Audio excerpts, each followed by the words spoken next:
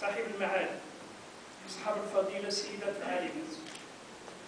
اليوم تنزل قافلة العلم والإيمان بعالماتها وعلمائها الوافدين من كل ربوع المملكة شمالا وجنوبا شرقا وغربا، ينزلون ضيوفا على حاضرة العلم والدين والحضارة والتاريخ، ضيوف على جامعة بفاس العزيزة، جامعة القرويين، جامعة المغرب، جامعة الدنيا، مصنع رجال الدنيا والدين، وقلعة علوم الشريعة ولغة القرآن على امتداد القرون والسنين، من شدت إلى رحاب حلقات شيوخها مواكب طلاب العلم من آفاق ديار المسلمين. فوق هذا الصعيد الطيب يلتقي اليوم علماء العصر مع منبت المجد العلمي التليم ليشهدوا التاريخ أن الرسالة الخالدة التالية باقية محفوظة في هذا المغرب كما كانت يوم أن كان هذا الصرف العلمي العتيد يصنع صناع العلم والأدب ورجال الدنيا والدين الذين بنوا الأمجاد وحرسوا البلاد وساسوا العباد وأقاموا العدل والميزان بين الحاضر والباد وقاوموا بكل شجاعة جميع أصناف الظلم والجهل والبغي والفساد. فإن كان فخر اللاحق منا بالسابق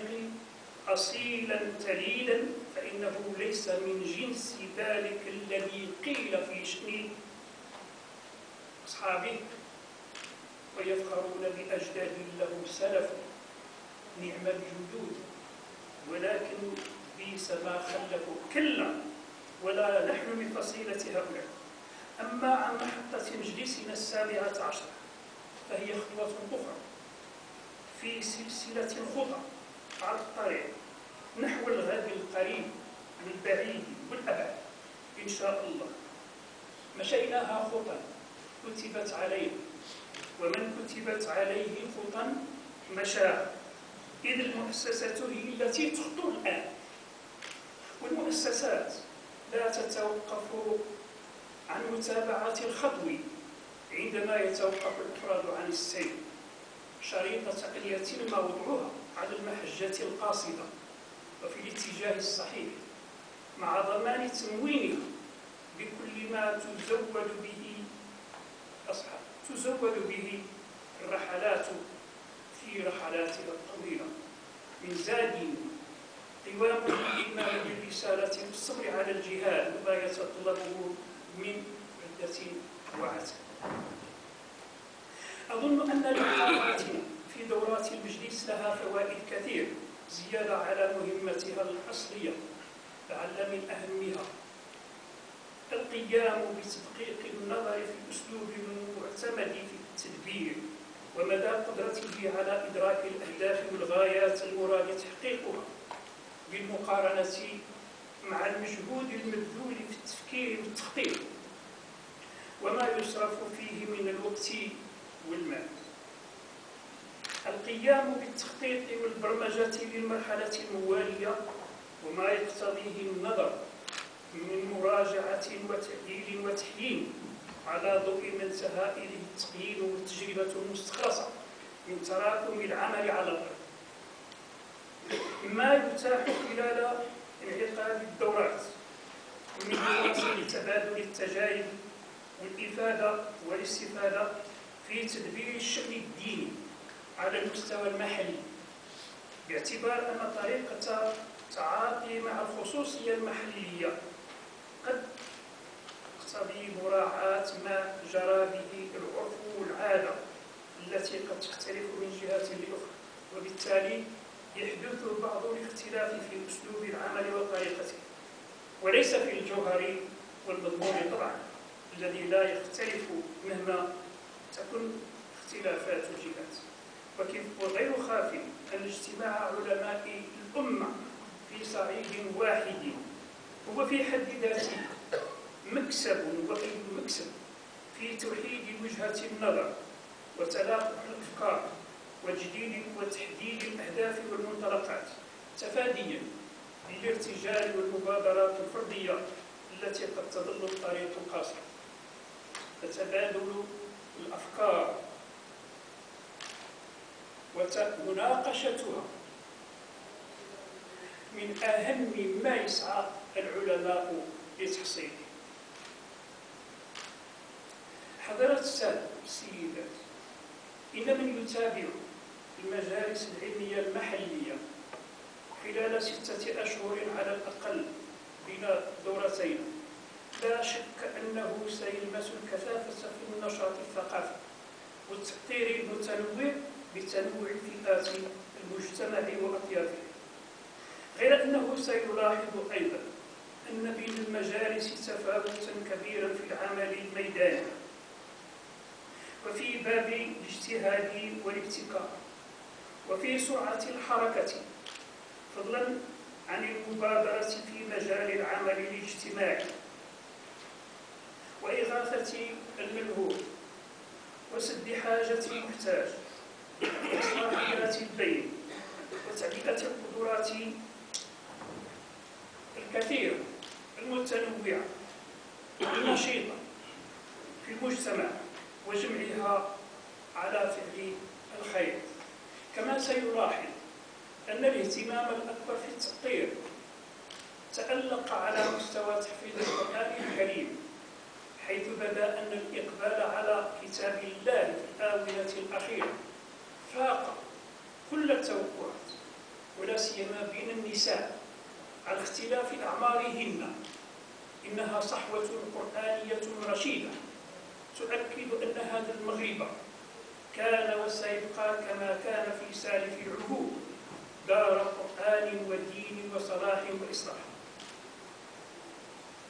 من أين يبدأ الإسلام؟ كلما تعمق البحث عن طريق مفيد وذا جدوى لإصلاح الشأن الديني وطريقة إعادة تنظيم آلياته وتفعيل أجهزته تنظيما وتفعيلا يتأتى معهما ضبط كلياته وتيسير صيانة جوهر ثوابته باعتباره حجر الزاوية في بناء أي إصلاح حقيقي للإنسان. كلما تعمق في ذلك اتضح له أن لذلك بوابة واحدة لا بد لمن رام التجديد والصيانة والتزكية الحقيقية أن يمر عبرها لدخول الفضاءات الأخرى التي تعتبر في حقيقتها متفرعة عن هذا الباب وحده. وما تلك البوابة سوى المسجد الذي انطلق من قلبه أول إصلاح في الإسلام. إذا المسجد هو قلب المجتمع الناضج وضميره الحي، وإذا صلح القلب صلح الجسد كله. ومن ثم فلا عجب إن انصرف جهد الباحثين عن الأمن المعنوي والروحي للأمة والاستقرار والازدهار للمجتمع إذ انصرفوا إلى تثبيت ركائز هذا الأمن وقواعده انطلاقا من المسجد صيانة وتنمية وتأهيلا لوظائفه وتحريكا لقدراته وطاقاته، وذلك ما أعدت له عدته وتوافرت له شروطه وأسبابه، ويجري اليوم تنزيله على أرض الواقع ليحقق إن شاء الله أهدافه النبيلة ويثمر ثماره الزكية. المسجد فضاء حيوي يبدو لي، وبالرغم من زخم النشاط الذي يقوم به العلماء في مساجد الله أنهم لم يكتشفوا بعد بالقدر الكافي ما توفره هذه القلاع الروحية المنتشرة في المملكة الشريفة انتشارا واسعا من إمكانات كبيرة لإحداث صحوة دينية وسطية معتدلة لا غلو فيها ولا تطرف ولا جمود ولا جحود، وهو المسعى الذي يروم ولي أمر الأمة المغربية أمير المؤمنين محمد السادس حفظه الله تحقيقه من خلال مشروع التنمية فعندما يتحقق معنى التنمية في بعديه المادي والمعنوي يدرك أقصى غاياته وأسمى مقاماته. وواضح أنه ليس لغير العلماء مثل هذا الكم الهائل من فضاءات العمل الموزعة بهذا الشكل المتوازن على الصعيد الوطني كله، بيد أنه إن كانت لهم بذلك ميزة يغبطون عليها فإنه بالمقابل يضع على عاتقهم مسؤولية كبيرة إنهم قصروا في تشغيلها وإعمارها بما ينفع الناس ويمكث في الأرض. ومن ثم فإن مسؤولية صيانة المساجد وتنميتها هي بالدرجة الأولى قضية العلماء وحدهم، وقد بات ذلك اليوم في حقهم فرضا عينيا لا يدرك ذمتهم منه إلا أداؤه أداء كاملا غير ناقص، بعدما تهيأ لهم من الشروط الموضوعية والشكلية ومن الوسائل المادية والبشرية ما لم يكن متهيئا في أي وقت سابق من رد النظر من الأفكار الحاملة للإصلاح بالعمل الميداني الذي تترجم من خلاله الحمولة الفكرية إلى واقع ملموس يتحرك على الأرض ويمشي بين الناس.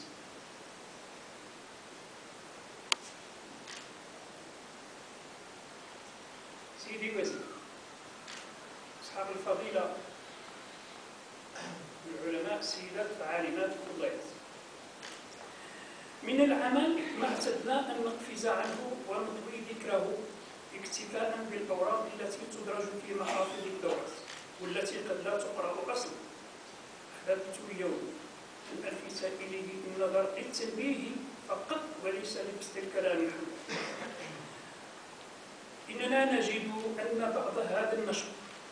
يتم على مستوى التنسيق والتشاور بين الأمانة العامة للمجلس الأعلى وبين وزارة الأوقاف والشؤون الإسلامية في كل ما هو مشترك من الأعمال ذات القيمة والفائدة، وهو بحمد الله كثير كما لا يعزب عن بال المتابعين الذين يعنيهم أمر الشيء. وفي هذا الصدد يمكن أن نذكر أن فريقا من الخبراء المتنوعي الاختصاص، علماء مبتكرين ومهندسين في الإعلام والتواصل متمكنين وإداريين محنكين اشتغلوا منذ ما ينيف على 6 أشهر في إعداد مشروع فريد في ذلك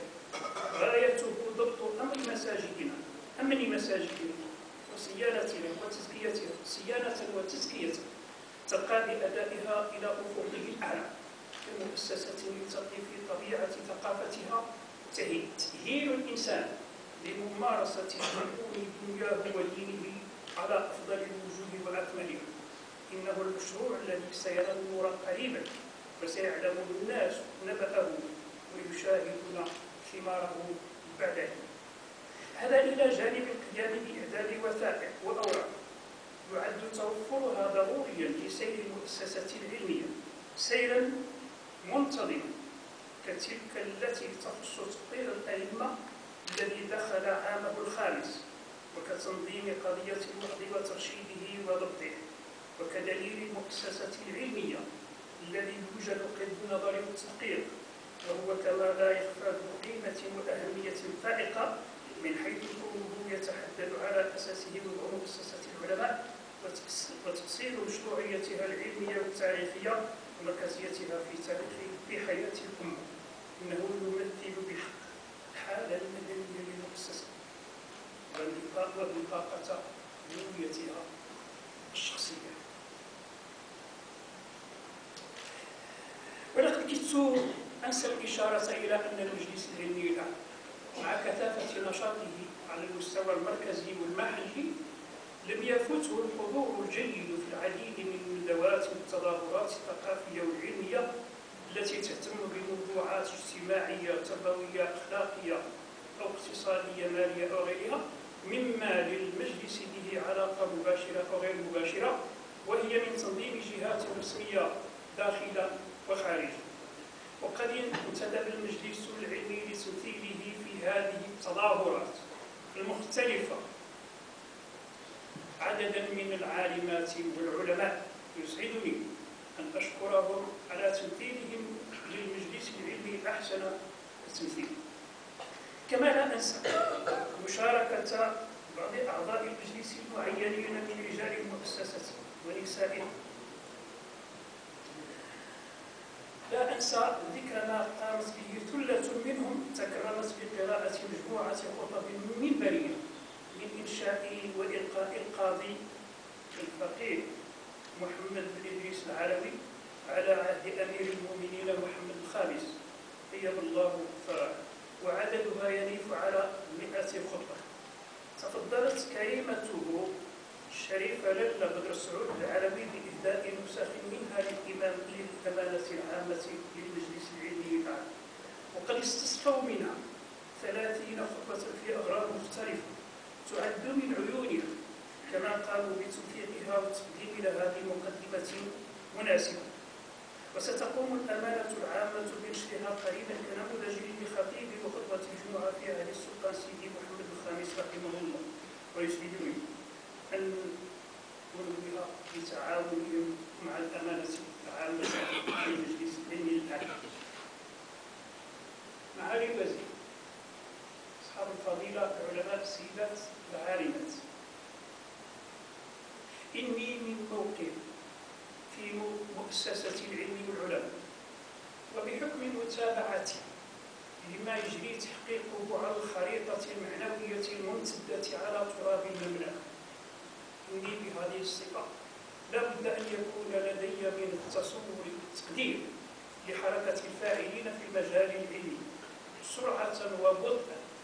حضورا وغيبة، تفاعلا وذهولا. وإن بمقتضى ذلك كله إذ أفتح عيني على هذا الفضاء، حين أفتحها لأرى أمامي فرسانا تجري بهم خيولهم في الميدان إلى الأمام ركضا،